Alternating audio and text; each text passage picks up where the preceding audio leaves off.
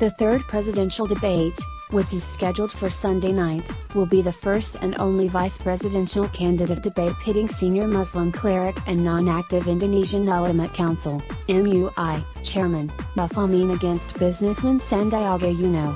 Sunday's debate will revolve around education, health, human resources, social issues and culture. On the topic of health, experts predicted that the deficit of the National Health Insurance (JKN) scheme and the performance of the Healthcare and Social Security Agency (BPJS Kesehatan), the state insurer that runs the program, would come under the candidate scrutiny.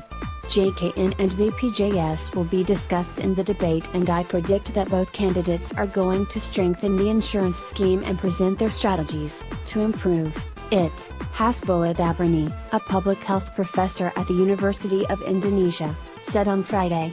He also said Maruf must prepare himself with a good defense for the incumbent, President Joko Widodo's policies, as the government had recently come under fire for removing several cancer drugs from the JKN scheme in an attempt to control the deficit. The head of the Women's Health Foundation, Zumrotenke Susilo, said Sandiaga might use the issues surrounding JKN to attack Maruf during the debate. Sandiaga might bring up access to BPJS and health care for people in rural areas and the eastern part of Indonesia. Although many poor people benefit from BPJS, the poor data accuracy of BPJS could leave some of them behind, Zumroten said.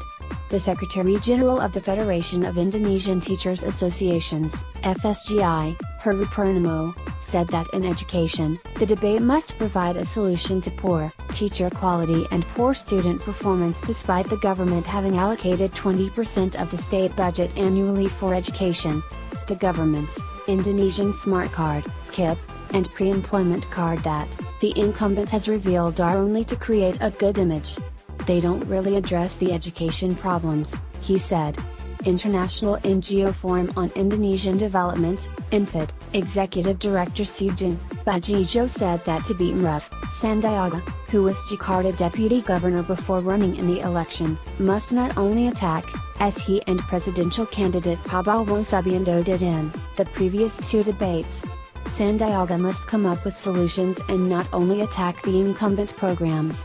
If the solutions are not achievable, they will be like his flagship District 1 Entrepreneurship (OKOS) program in Jakarta, which looked grand but failed at the end, Sujin said. And Maruf must learn to deliver his argument clearly in a short time on the debate night, Sujin said. Maruf, who talked the least during the first debate in January, said he was more than ready to face Sandiaga on Sunday. He said he would explain about the planned pre-employment card in the debate.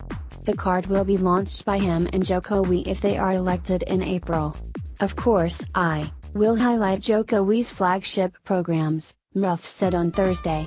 Maruf, who was a lecturer for years with expertise in Sharia economics, however, is concerned about the limited time set in the debate. I must adjust myself, because I usually talk freely for 1 or 2 hours, so when they limit the time, of course it is not easy, said the Muslim cleric, who is also an MUI leader and a revered figure in Nahdlatul Ulama, the country's largest Muslim organization. National Mandate Party, PAN, Deputy Secretary General Faldo Maldini said Sandiaga had met with experts and communities and received many insights that would help him in the debate. Sandiaga always discusses with Prabowo to find out the root of the welfare problems in Indonesia. He has also visited 1,400 places in Indonesia to really listen to the people there. Inshallah, God willing, there will be some important issues that will be brought by Sandiaga on Sunday, Faldo said.